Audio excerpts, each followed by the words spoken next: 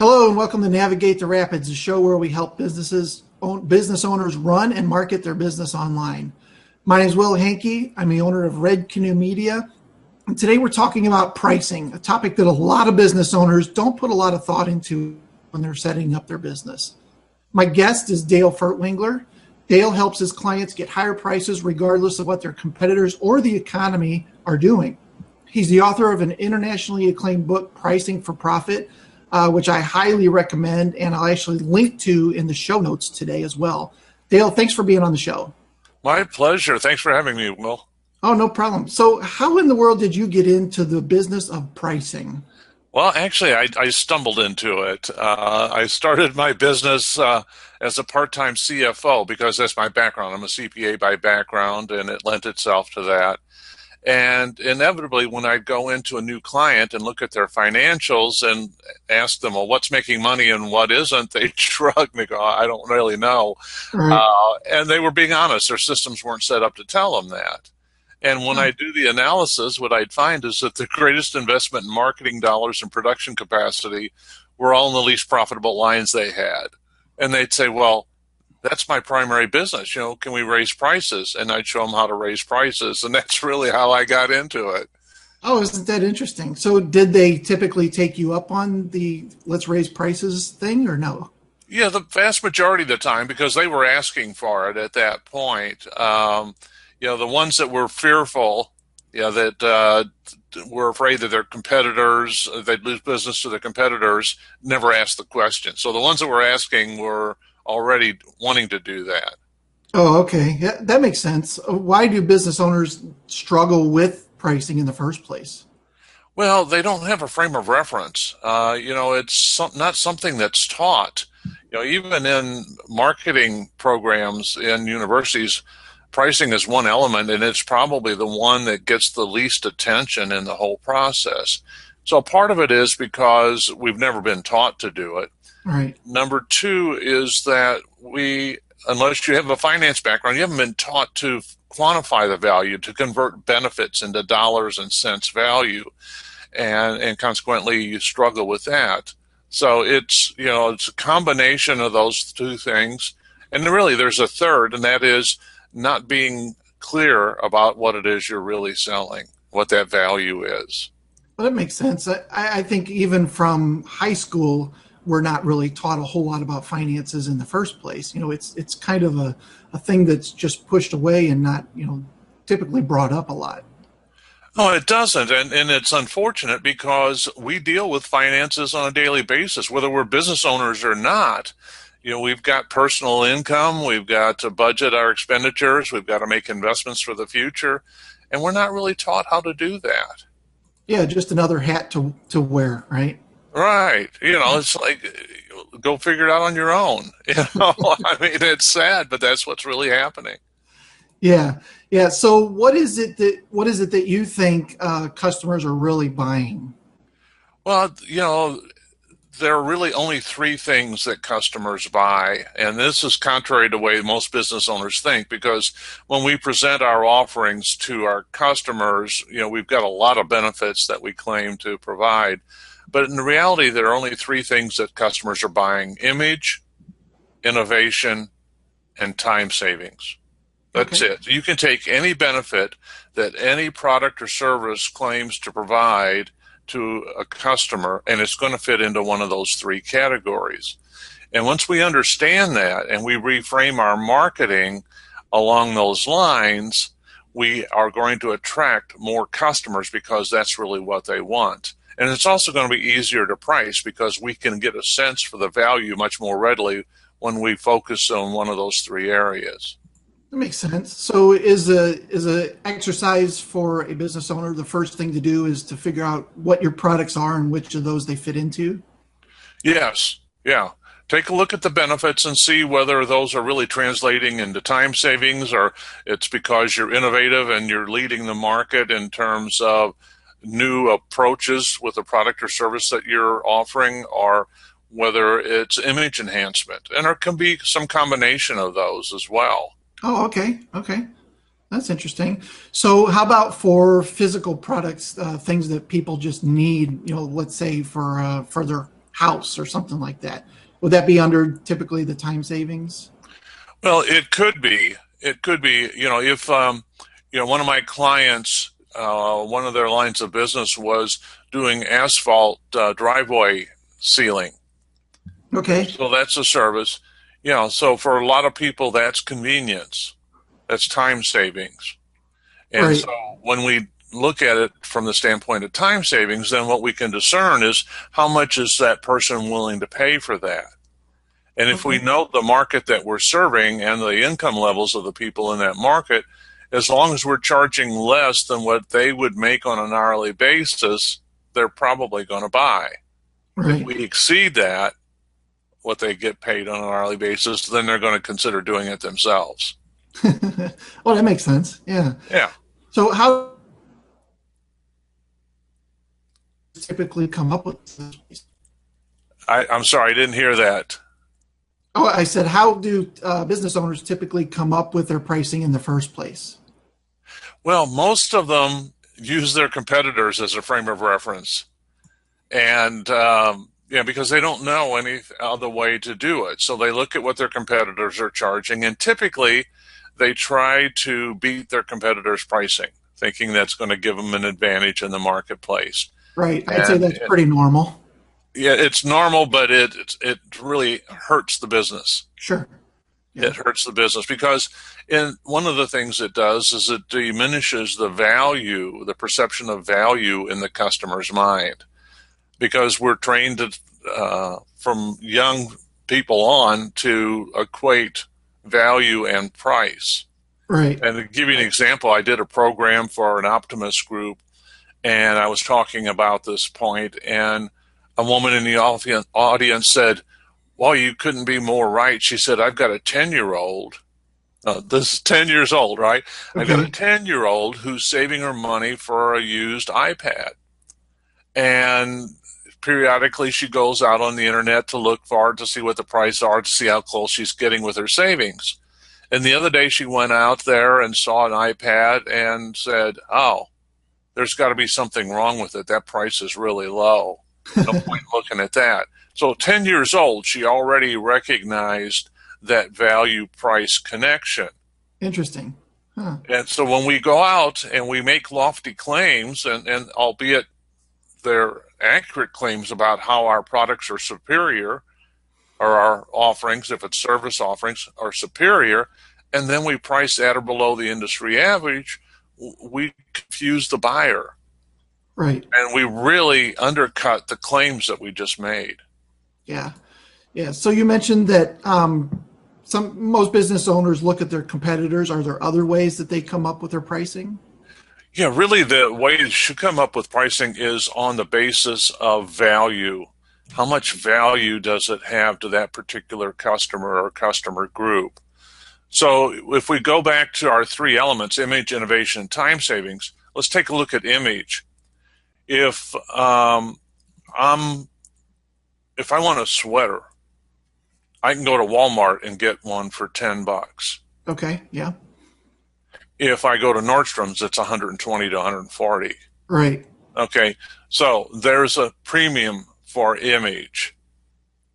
And so if we Makes know sense. where on the spectrum from Walmart to Target to JCPenney's to Macy's to Nordstrom, where on that spectrum we want to be, then we get a good sense for what value image has to that buyer. So let's say that I'm a chocolatier just getting started, and I want to provide a good quality chocolate, but I want to do it at an affordable price. Right. Then looking at that spectrum in retail, at the sweater example, well, I know that a $10 sweater at Walmart is probably going to be 12 to 15 at Target. It's going to be 30 to 40 at Penny's. It's going to be 60 to 80 at Macy's, and it's going to be 120, 140 at Nordstrom's. Well, if I'm wanting to be a good quality but affordable, I'm probably targeting the JCPenney type buyer. Well, that tells me then, because Penny's gets $30 to $40, for a sweater where Walmart only gets 10, that I can probably get 3 to 4 times the lowest priced chocolate in the market. Oh, okay. So That's that tells us how to value image and gives us a way to do pricing off of that. okay. If we're looking at innovation, we can look at prior innovative products and see what kind of premiums they got in the early stages. So if we look at VCRs and DVRs, the initial ones that came out were simply players. They weren't even recording devices at that point, and the technology wasn't very good. And yet those innovation buyers were paying $1,200 to $1,400 for that player. Okay. Yeah, we see them people standing in line at the Apple store. Right. We Yeah, think, absolutely. And but the mass market would get in somewhere around $400. right. So roughly a third. Yeah. And then the late adopters, the people that didn't buy DVRs until they weren't putting movies on VHS tapes anymore, would get in at $85 to $100. So we can again look at the cycle and what kind of premiums are gotten at each stage, and we can get a sense from that about how much premium we can charge on the front. Oh, And the interesting. time savings we already discussed. If we know the market we're selling to and what their hourly rate of compensation is, we can get a pretty good sense for how much they're willing to pay for that convenience. Yeah. Okay. Well, that definitely makes sense. Do you know the kind of surprising this on you? Do you know the amount of people that are early adopters versus mass, the mass market area versus the, is that information available somewhere? It is available, and in fact, it's in some of my books, and I don't remember specifically which ones. But the early adopters, if I remember correctly, represent about 2.5% of the market. Okay. And then what they call the innovators, who are people that are more visionary. The earliest adopters are simply interested in the latest and greatest. They just want to be on the cutting edge of learning what's new, whether or not there's a practical application for it. The second group, the innovator group, are more visionaries that see something new and see applications for it earlier than most people do. Sure. And so that's, I think, about 13.5% of the market. And then you get into the early majority, which is about 34% of the market, and they will only get in once the innovators have proven that that practical application they're seeing is actually working and providing some benefit. And Okay. those will be the ones that will be paying $400 for the VCR or DVR. Okay. So even that latter stage of people are still considered in that first round of pricing. Right, yeah. So if you look, it's kind of like a bell-shaped curve. You've Okay. got the early adopters, the innovators, the early majority, then you got the late majority, and there are a couple beyond that. The final one being the late adopters. But, the second half of that bell curve is not where the money is. Yeah. Yeah. So you want to be on the front end of that whole cycle. Yeah, that makes sense. So, kind of bringing this all back to online, how do we portray our price being higher versus somebody else who, a competitor who has a lower price but the exact same value? The exact same value? Well, perceived, I guess. If I'm up against a competitor and we both offer the same services, why would one be higher than the other? How do we portray that online? Well, you do that through your positioning statements, your marketing messages. So you have to distinguish your offering in a way that has value to the customer. And the good news is that the vast majority of businesses really don't communicate their value very effectively. Right. And they tend to speak generically. So, if I'm a pricing guy and I talk about being a pricing guy, and there are 3 other pricing guys in the St. Louis area, and they all talk about being pricing guys, we're going to look like commodities. Right. Yeah. Okay. So when I talked about pricing, and one of the reasons I created my brand promise the way that I did, and said that I'm going to help you get higher prices regardless of what your competitors or the economy are doing, there isn't anybody else out there making that claim. Yeah, and Okay. if you can back it up with the You've got to be value able that to back it up, but yeah, you can distinguish yourself that simply by being more clear about what the person's going to get, what result they're going to get. Because a lot of businesses in their taglines and their marketing messages talk about what they do and not the result that the customer is going to get from using their product or service. So just that simple adjustment in your marketing approach and your brand promise are going to differentiate you very effectively. And when people get a sense that, yeah, that's what I want, and you're more specific about it than everybody else out there, you've just distinguished yourself in a way that has value. And if you frame your messages along the lines of either, to approach their image needs or desires, or their innovation desires, or their convenience desires, again, you're going to distinguish yourself because your competitors are not framing their messages that way. Yeah, I think that's a huge thing that a lot of business owners miss, especially when they're building their sites. And, we need to list all of our services and all the things that we do, Yeah. and that's fine, but that's how all the verbiage comes across as well. Here's what we can do. Yeah. And, part of that in terms of effective marketing is creating your marketing messages so that you're excluding people who don't fit. So when I was touting a leadership program that I had, there was only one type of leader that program was designed for. And so my marketing message spoke specifically to their view of management. So if Okay. my message was, if you're the kind of manager that likes to engage your employees and streamlining processes, identifying new opportunities, and solving problems, and you'd like to get results like this, and I had exceptional results to tout, then give me a call.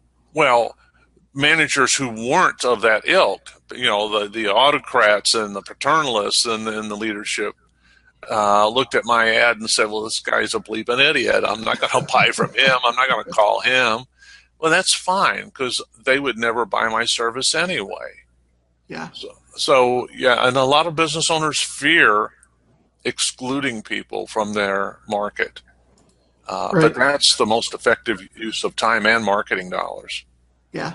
Yeah. I've got a friend that says some of the best clients I ever had are the ones I never got because, he realized how much of a pain in the butt they would have been, or outside of what he really wanted to do. Yeah. And a lot of business owners get stuck in that, we need the money or we need the clients and we'll take the work even though it's kind of outside of our realm. Yeah. And, there isn't a business owner alive that can't relate a story or two about the nightmare customer, the one that no matter what you did, you couldn't satisfy. And, it cost you a bloody fortune to serve them. Yeah. Yeah. So let's talk a little bit more about getting premium pricing. What's involved in making that happen? There are really 5 elements to getting premium pricing. There's the brand promise, which we spoke about just a moment ago, being clear about the result that the customer is going to get.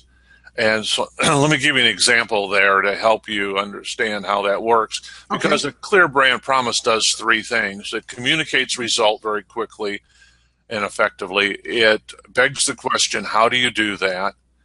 Because then the people give you permission to tell them more. And Oh, then okay. it lays the groundwork for benefit statements in the sales call. So one of my clients is an ergonomic equipment manufacturer, and they buy the lifting units and they customize the gripping systems for the application for that particular customer. Okay. So the tagline we came up with, the brand promise, if you will, was leveraging the power of man.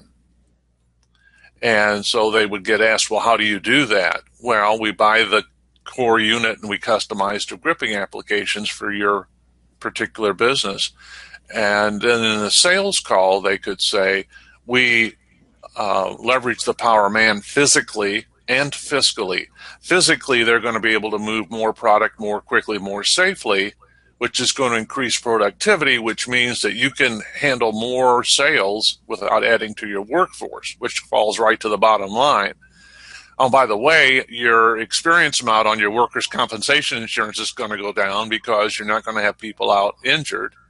Right. And the mistakes that get made when somebody's filling in for somebody that's been injured, those go away. So you start building such a compelling value proposition that people just say, all right, enough. Just, where do I sign? So that's the first element, is that brand promise. Yeah, that's interesting. So do you physically, well, maybe not physically, but do you, I mean, for me, I would probably put that into Word and, kind of stage out the script, I guess you could call it, where how do you do that, is part of the way that you represent yourself. Oh, absolutely. Yeah. That gets scripted. Yeah. I like that. So when I'm working with clients, they not only get the tagline, which is the brand promise, they also get a script to use when they're networking to be able to communicate that effectively.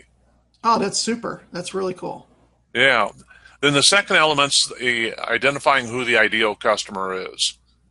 Okay. And with that, I do psychographic profiling. I teach people or help them get a vision of who their ideal customer is, not on the basis of demographics, but on the basis of psychographics. And to give you an example that will illustrate the difference between the two, let's assume that you own a Mercedes dealership. Okay. And you know that all of your customers have six-figure incomes and they live in certain zip codes. Now, that's demographics, and it's accurate. But what it doesn't do is explain why there are people in those zip codes with six-figure incomes who are buying Hummers and Audis and BMWs and Lexus. So the psychographic profile gets to the question of, why are they buying? Oh, interesting. Okay. What values, what behaviors, what characteristics can we identify that are going to tell us that this is the right customer for us? And what we find is that with a good psychographic profile, that within one question, typically, and no good salesperson uses just one question to qualify, but within one question, you can probably on a 95% accuracy basis identify whether or not that prospect is a good prospect for you. And the follow-up questions will affirm that initial impression. And so it shortens your sales cycle, and it helps you avoid wasting a lot of time, and more importantly, the energy that gets drained from you when you're trying to sell to somebody that's just not a good fit. Yeah. I just had a client tell me the other day that he spent 20 minutes with a customer, and then they got around to listening, and she's like, "Oh, I can afford about 1/5 of that." So, had he had the right questions in the right place, probably wouldn't have happened that way. Right. So the psychographic profile is the second element. The brand promise is the first. The third element then, and this is kind of a natural outgrowth of the first two, is the positioning statement. Now that we know what it is, who that customer is, what it is they value, and what result they're looking for, makes it a lot easier to frame your marketing message, your positioning statement, so that you can attract people who want that, and they want it enough that they're willing to pay a premium price in good times or bad. Oh, yeah. Okay. Can you give us an example of that? Yeah. If you, with my business, I had a leadership program. Okay. And when I originally, I had some phenomenal results with this management system that I used when I was in corporate. In fact, the most dramatic result I got was in one employment. My staff and I cut 16,000 hours out of a 40,000 hour budget. So 40% improvement in productivity. We were constantly improving things as we went along. The morale was higher than it had ever been. Yeah. I mean, my turnover rate was virtually zero. And when I got into business for myself, I coached one of my clients on this system, She was having trouble getting the billing out on time. In fact, it would take her 3 weeks to get the billing out after a project was complete. Within a month, they cut that from 3 weeks to 2 days. Oh, wow. So I had some phenomenal results, and I was out marketing those results, and I got a lot of interest, as you can imagine. Yeah, yeah. But my close rate was abysmal. Oh, And I couldn't figure out why. Who wouldn't want results like this is the question that kept coming to mind. And when I got serious about answering that, what I realized was there were three types of managers. There were autocrats who viewed employees as automatons. You key in the instructions, flip a switch, and they better darn well do what they're told. Right. There are paternalists who, for some reason, feel a responsibility to hire people who aren't necessarily top tier. And, consequently, they don't expect a lot of them. Right. And then the third is the engagement manager, the one that likes to engage their employees in identifying new opportunities, streamlining processes, and solving problems. So, my program was designed for the third group. So when I recast my marketing message, instead of leading with the results, I said, if you're the type of manager that likes to, and I described the engagement manager, and you'd like to get results like this. Well, I just changed my marketing so that I excluded the autocrats and the paternalists. Oh, and because of that, your close rate went up because you were talking to the went through the roof. Because the people that called already knew that style of management worked for them. I didn't have to educate them on it. I didn't have to convince them that was going to work. The only difference was it worked for them, but they weren't getting the level of results that I was getting. Yeah, yeah. And so that's what they wanted. Okay. So that's number 3. Did you say there were 5? That's number 3. So the brand promise, the psychographic profile of the ideal customer, the positioning statement. The fourth are sales scripts. Okay. And we talked earlier about the fact that business owners haven't been taught how to convert benefits into dollars and cents value. Well, that's what these sales scripts are designed to do. I actually develop a series of questions for my clients that lead their customers through a calculation of value so that when that value is determined, the customer is buying into it or the prospect's buying into it because they were part of that calculation. So again, to give you an example of how that works, I was talking to a bank subsidiary about a training program. In fact, that leadership program that I just mentioned. And the VP of HR said, well, I like the program. And he said, I just don't think we're ready for it. And I said, well, why not? And he said, well, we've got a morale problem. I said, well, tell me about that. Maybe I can help you with that. So he tells me about the morale problem. And I said, okay, now you didn't say that you were losing customers, so how's the work getting done? Right. He said, well, we got people working overtime. So how much you spending for that? And he looked and he said, $85,000 a year. And I said, do you use any temporary help? Yeah. How much you spending for that? He looks, $40,000 a year. Oh, wow. I said, well, if everybody showed up to work and they just worked at current capacity, no improvement in productivity at all, would you need that? He said, no. I said, so if we solve your morale problem, we're going to save you $125,000 a year. And he goes, right. Yeah. But I led him through the calculation. He was part of doing that calculation. And so he believed the numbers because he saw it himself. Yeah, he told you the numbers. You didn't make them up. Right.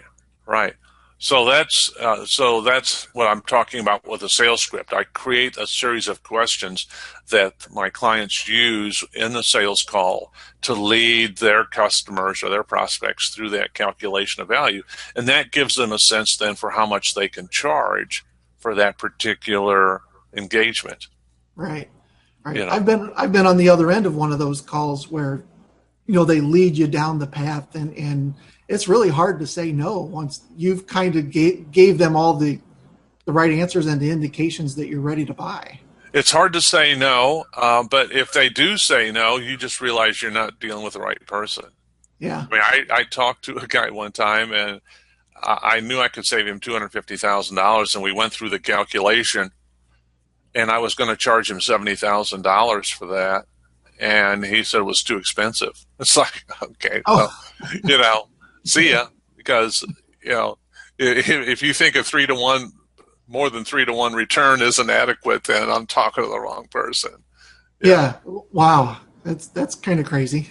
yeah. But I mean, there are business people out there that look just at the cost side, and they don't, you know, for or whatever reason, they don't believe that it's possible to achieve that kind of return, Yeah. and they don't So do it. so in your script, is that something that you try to work on filtering them out before going all the way through it? Yes, yeah. You know, I typically don't get into the money at first because I'm looking at whether or not that they fit the profile first in the Right. sales call. Yeah. And if they fit the profile, then the odds are they'll find the money for it. That makes sense. But I mean, some people like to start with the money. That's okay, but I think that as soon as you start focusing on price, well, let me restate this. I think that when you start too early in the process with the price, it's more difficult to tell whether the prospect is a price buyer or a value buyer. That makes sense. Yeah. Yeah.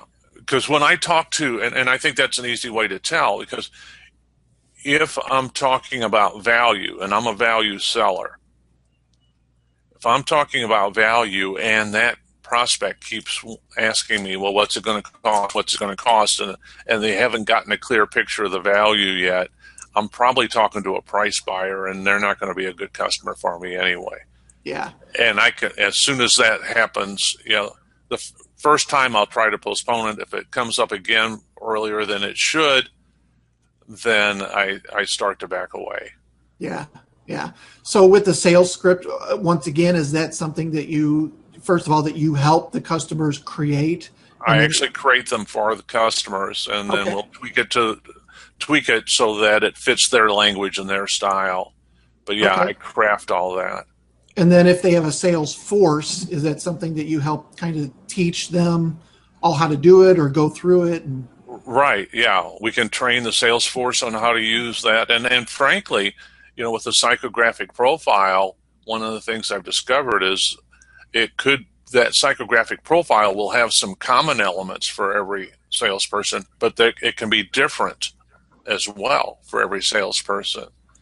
oh, So interesting. if you and I are both selling the same product for the same company, and your background has been with Fortune 500 companies and mine has been with smaller businesses, that psychographic profile, where we should be devoting our time and energy in selling should be different. Oh, that makes sense because you're able to communicate with that audience a lot better. Yes. Yeah. So I'm going to speak their language. You're going to speak the language of the Fortune 500, and you're going to have the experience of knowing the language they typically use, who in the organization's the economic buyer, and those sorts of things. So you're going to Right. be a lot more effective. So actually, even though people within the same company are selling, they could each have an ideal customer. One salesperson might have a lot of experience in manufacturing and another in IT. And yet, whatever you're offering, whether it's a product or service, could fit both markets. Well, Yeah. then for the IT guy to try to sell into the manufacturing market, it's ludicrous. Yeah, it makes sense. You might as well sell to who you're comfortable with, and like you said, you speak the language. Yeah, I mean, just increase your odds. Yeah. It's life is a game of probabilities. When you go with the strongest probability, you're going to enjoy the greatest success. Yeah. That makes sense. That's a good quote. Thank you. Well, you're welcome. So we've got 4 elements now. We've got the brand promise, the psychographic profile of the ideal customer. We've got the positioning statement and the sales scripts. And then the 5th element is pricing and bundling.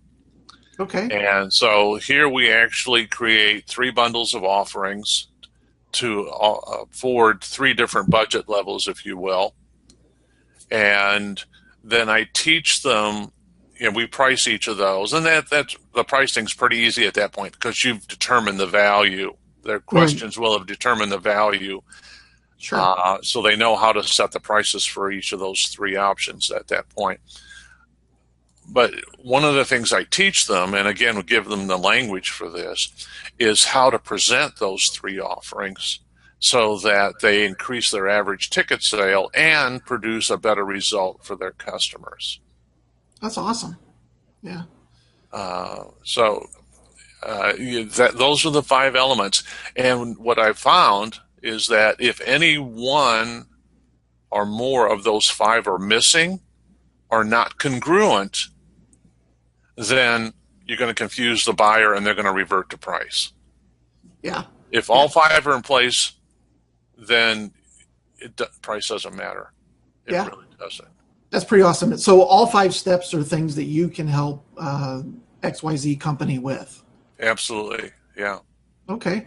And tell me a little bit about the book, Pricing for Profit. Well, the book has a lot of these things in it. I didn't go as in-depth, I don't think, with the psychographic profile as I probably could today, because hopefully we all learn and grow, right? Right. But, yeah, in the Pricing for Profit book, I talk about the image, the innovation, the time savings. I give formulas in there, or ways, approaches for pricing for each of those. Examples on how to determine whether or not the person fits or which category they're predominantly interested in. We develop the sales scripts in there. And we do it for industries that are, people would view as pretty much commodity type businesses, and what I tell people in the book is that there are a lot of commodity products. Right. But very few commodity businesses. In other words, there are very few businesses in which we can't add value in some way that we can't dramatically increase the value to the customer, even though we may be selling the same product. Yeah. And I think using those as examples is a great way to get your point across as well, that, even though everybody's buying this, whatever commodity, that there are still ways to improve it. Right. Yeah. So it's, the book does cover the vast majority of those 5 elements, how to price, how to bundle, how to present that in a way that's going to increase your average ticket sale. Okay. And is that available on Amazon? It's on Amazon. Yeah. Okay. I think it's just in paperback now. I don't think they're printing the hard copy anymore, but I did have the good fortune, if anybody's literate in Chinese, it's been translated into Chinese. Oh, really? Well, that's interesting. Yeah. And do you also have the downloadable Kindle version? Yeah, I believe there's a Kindle version as well at Amazon. The publisher takes care of those things. So once I get finished writing, they take care of that stuff. Yeah. Well, it's a great book. I read it a while back, and I probably need to go visit it again. I think I probably will. So you also have a new book out. Tell us about that one. Well, yeah, I've got a new book out, and this came about in part because of the pricing work that I've done. One of the things that customers have said consistently, every customer has told me exactly the same thing when we've gotten finished with the pricing project. They said that they've gotten so clear about who their ideal customer is, what it is they value, and how much they value it, that they've gotten confidence to the point that they are able to say no to customers and feel very good about it, And, so that confidence thing, plus in the last 18 months or so, I've had over half a dozen people say to me, I want your life. And when I challenged them on that, they'd say, well, I want to be able to do what I want to do when I want to do it like you do, or I want to be able to take advantage of opportunities and not worry about the consequences the way you do, or I want to take more time off to travel and not worry about the money the way you do. Well, what they were really saying is they want to be free of fear, anxiety, and frustration. And so when I looked back at how I had gotten to that stage in my life, I was able to come up with that. And I found it all traced back to confidence. So I extended this confidence element from the pricing area into other aspects of people's lives. other aspects of their business as well as their careers or personal lives. And so the book is entitled Lead a Life of Confidence, Free Yourself of Fear, Anxiety, and Frustration. Wow, that sounds awesome. And I'm going to ask the same questions again. It's available on Amazon. Yes, it's on Amazon and it's in Kindle version. All right. So, Oh, that's terrific. Well, thank you very much for being on the show today. You shared some spectacular things about pricing. wonderful. Thanks for having me, Will. It's been fun. Yeah, I really appreciate it. So stick around. I'm going to ask you a couple more questions for our elite members. Now, if you're not a Red Canoe Elite member, then I highly encourage you to join. You can just go to redcanoemedia.com/elite, and you can see all the interviews that we've done, plus all the bonus segments as well. And Dale, I appreciate it. Stick around. We'll ask a couple more questions.